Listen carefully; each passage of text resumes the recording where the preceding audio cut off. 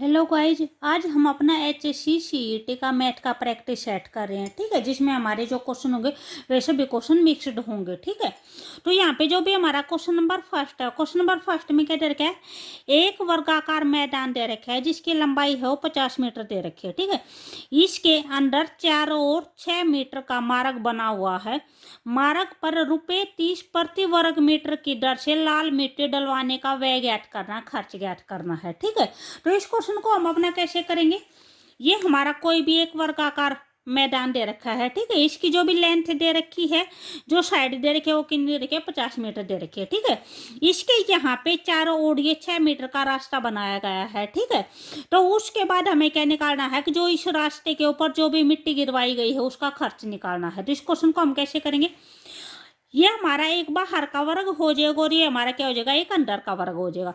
तो बाहर के वर्ग का जो क्षेत्रफल होगा उसके में से क्या करेंगे, अंदर के वर्ग का क्षेत्रफल माइनस कर देंगे। ठीक है, तो हमारा क्या बच जाएगा, बीच का रास्ता बच जाएगा, हमारा रास्ते का क्षेत्रफल आ जाएगा। ठीक है, तो जो भी हमारा बाहर का वर्ग है उसकी भुजा हमें कितनी दे रखी है, 50 मीटर दे रखी है। ठीक है, तो जो भी हमारा वर्ग का क्षेत्रफल का जो फार्मूला होता है वो क्या होता है, बी साइड इंटू साइड होता है, भुजा इंटू भुजा होता है। तो भुजा हमारी कितनी है, 50 है। 50 इंटू 50 करेंगे तो कितना हो जाएगा, हमारा ये आ जाएगा 2500 आ जाएगा। ठीक है, उसके बाद जो अंदर का जो वर्ग बना है इसका हम क्या निकालेंगे, क्षेत्रफल निकालेंगे। सबसे पहले इसकी क्या निकालनी पड़ेगी, भुजा निकालनी पड़ेगी। ठीक है, तो भी जो अगर इसमें बोल रखा है जो भी ये रास्ता है, ये रास्ता कितना है, 6 मीटर चौड़ा रास्ता है, ये बोल रखा है। इसके अंदर चारों ओर 6 मीटर का रास्ता बनाया गया है। ठीक है, तो जो भी हमारी 50 मीटर ये साइड थी, इस 50 मीटर साइड में से 6 मीटर तो इस साइड छोड़ना पड़ेगा यहाँ पे, और 6 मीटर यहाँ पे छोड़ना पड़ेगा। ठीक है, तो यहाँ पे 6 ये है, 6 ये है, कितना हो जाएगा, 12 मीटर हो जाएगा। तो हम 50 में से कितना माइनस करेंगे, 12 माइनस करेंगे तो कितना हो जाएगा, हमारा 38 हो जाएगा। ऐसे ही जब ये साइड निकाल लेंगे तो 6 मीटर तो यहाँ क्या छोड़ना पड़ेगा, 6 मीटर यहाँ का छोड़ना पड़ेगा। तो ये भी हमारा कितना 12 माइनस हो जाएगा 50 में से, तो वो भी कितना आएगा, 38 आएगा। ठीक है, तो जो भी ये अंदर वर्ग बना है इसकी जो हमारी भुजाई है वो कितनी आई है, 38 आई है। ठीक है, तो जो आंतरिक वर्ग है उसका जो क्षेत्रफल आएगा वो कितना आएगा, 38 इंटू 38 आएगा, हमारा ये आ जाएगा। ठीक है, अब इसके में से बाहरी वर्ग में से अंदर का जो वर्ग माइनस करेंगे तो हमारा क्या आ जाएगा, ये रास्ते का क्षेत्रफल आ जाएगा। ठीक है, तो जो भी हमारा रास्ते का क्षेत्रफल होगा, रास्ते का क्षेत्रफल कितना हो जाएगा हमारा, 2500 में से हमें क्या माइनस करना है, ये माइनस करना है। तो हमारा यहाँ पे कितना आ जाएगा, B1056 ये आ जाएगा। ठीक है, उसके बाद इन्होंने बोल रखा है मार्ग पर 30 रुपये प्रति वर्ग मीटर दर से, यानी जो एक वर्ग मीटर पर जो लाल मिट्टी गिरवाने का खर्चा वो कितना है, 30 रुपये है। ठीक है, तो जो एक वर्ग मीटर पर खर्चा वो कितना है, 30 रुपये है। हमारा वर्ग मीटर कितना निकल के आया है, ये वर्ग मीटर निकल के आया है। रास्ते का जो क्षेत्रफल आया है वो ये आया है, इस रास्ते के ऊपर मिट्टी गिरवानी है। ठीक है, तो हमारा कितना निकालना है, इस पर निकालना है। ठीक है, तो इसको क्या कर देंगे हम अपना 30 से मल्टीप्लाई कर देंगे, 1056 को 30 से मल्टीप्लाई कर देंगे तो हमारा कितना आ जाएगा, 31680 ये आ जाएगा। ठीक है, ये हमारा क्या आ जाएगा, वह आ जाएगा कि 20 रुपये का खर्च होगा।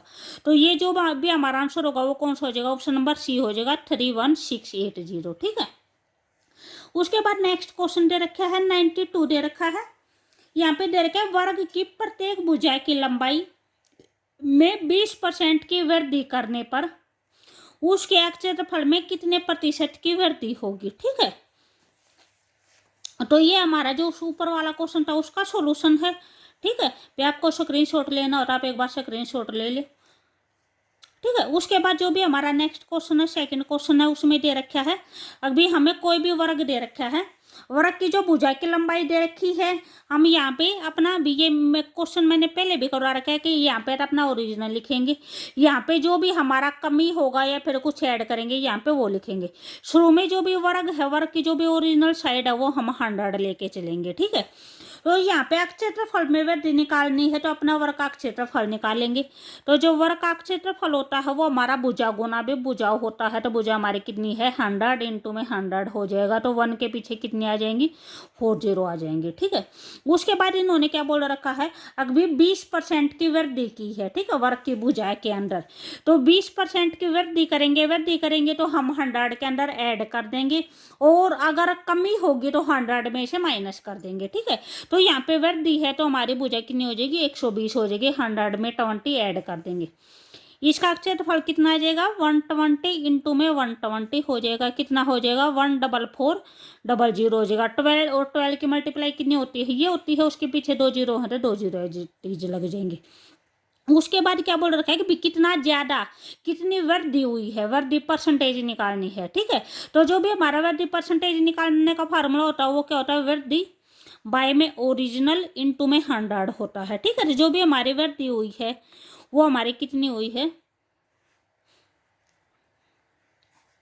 0 यहाँ पे हमारा क्या आ जाएगा, 4 आ जाएगा, 4 आ जाएगा, यानी 4400 आ जाएगा, ठीक है, 4400। बाय में जो भी हमारा ओरिजिनल है वो ओरिजिनल कितना है, 2 और 2 जीरो, यहाँ पे 40 यहाँ पे हो जाएंगे, इंटू में 100 हो जाएगा।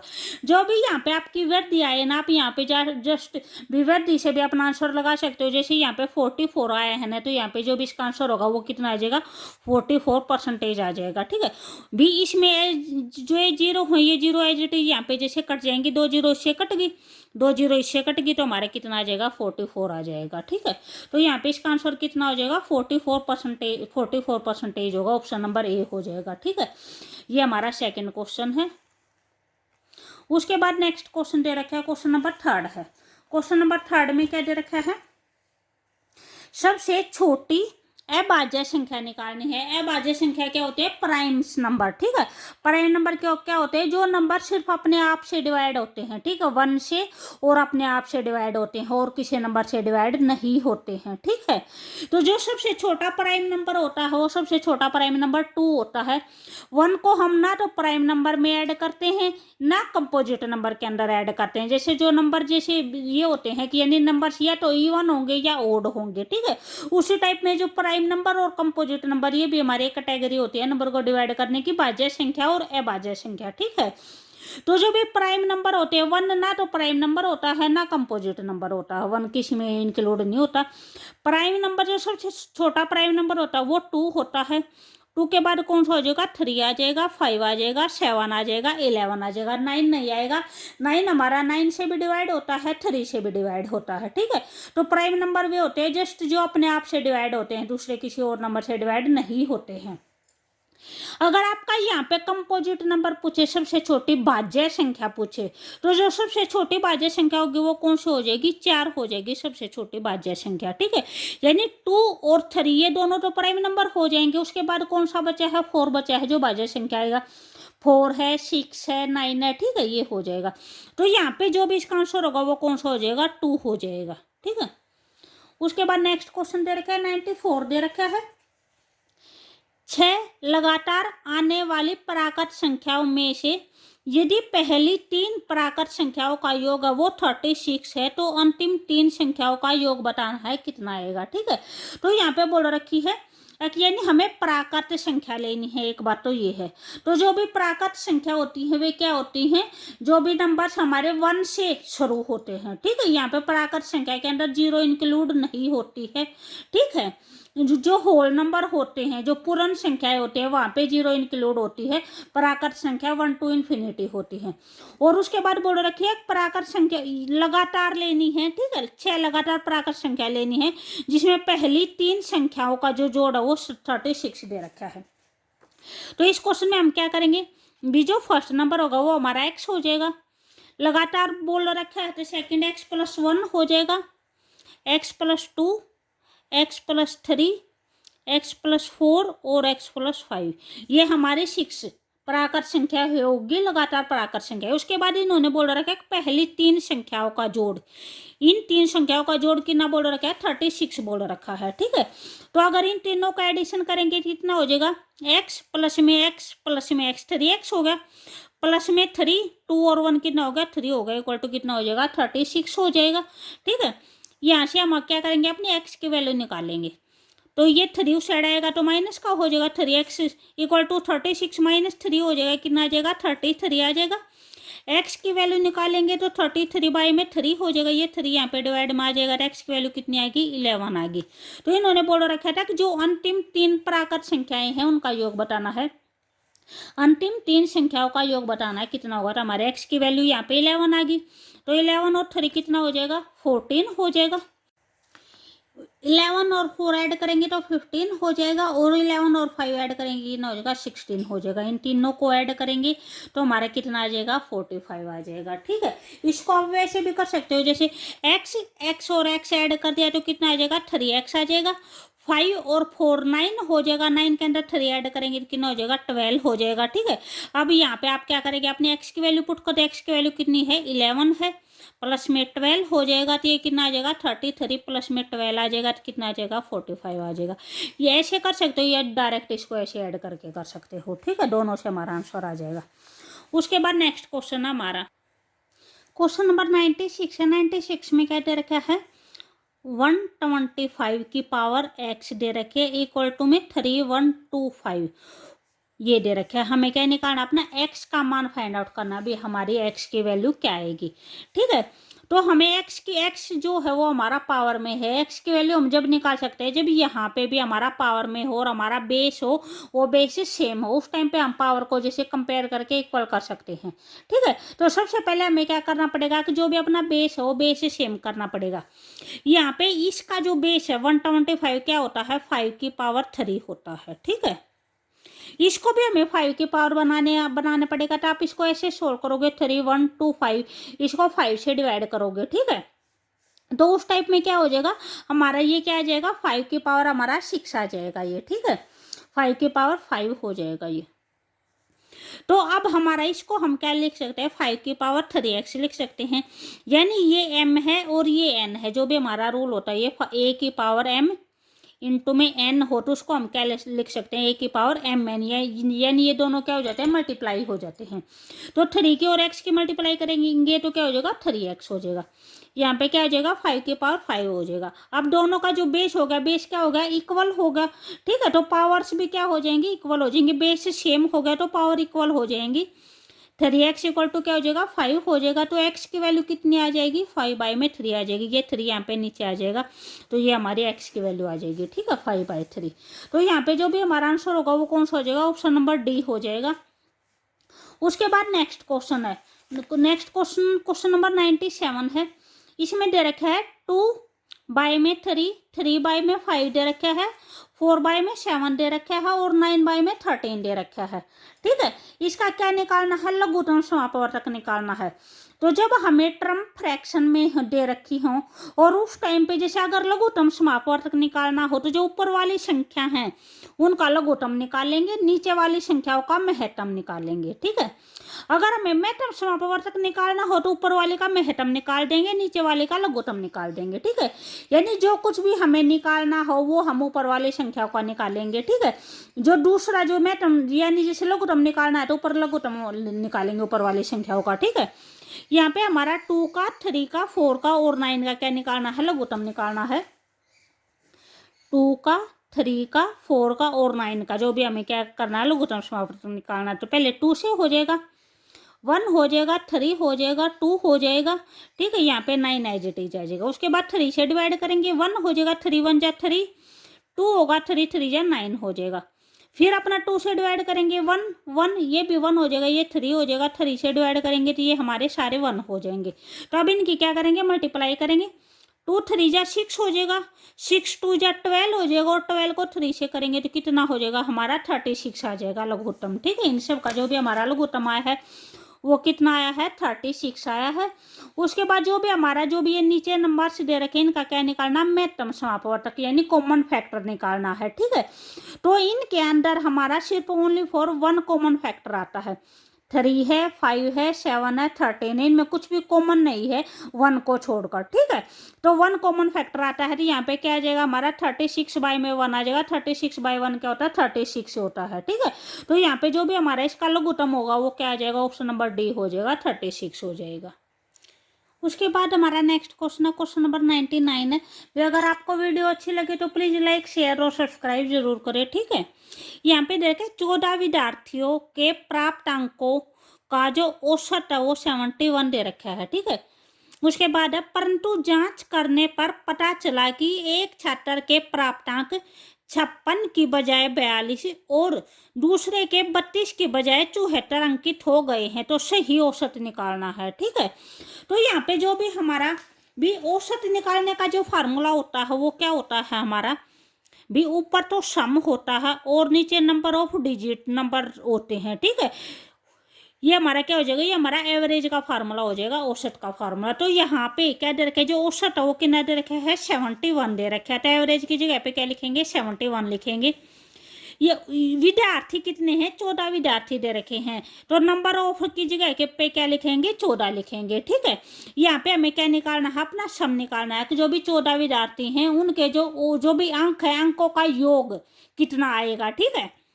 तो सम यहाँ पे रहने देंगे, ये क्या कर देंगे, उस साइड मल्टीप्लाई कर देंगे। तो जो भी हमारा सम आएगा वो कितना आ जाएगा, 71 इंटू में 14 आ जाएगा। इसको मल्टीप्लाई करेंगे तो कितना आ जाएगा, 994 आ जाएगा। उसके बाद इन्होंने बोल रखा है यहाँ पे हम अपना जो भी ठीक है ये लिखेंगे, यहाँ पे हम अपना गलत लिखेंगे। यहाँ पे इन्होंने बोल रखा है कि जांच करने के बाद पता चला कि एक छात्र के प्राप्तांक 56 की बजाय 42 लिखे गए हैं, यानी उसके ठीक है कितने थे, 56 लिखने थे उसके, लेकिन लिख क्या दिए, 42 लिख दिए, ठीक है। और दूसरे के हैं वो 32 के बजाय 74 लिखे गए हैं, ठीक है। यानी लिखने कितने थे, 32 लिखने थे और लिख क्या दिए, 74 लिख दिए, ठीक है। तो यहाँ पे इन दोनों को अगर ऐड करेंगे तो कितना हो जाएगा, हमारा 88 हो जाएगा, ठीक है।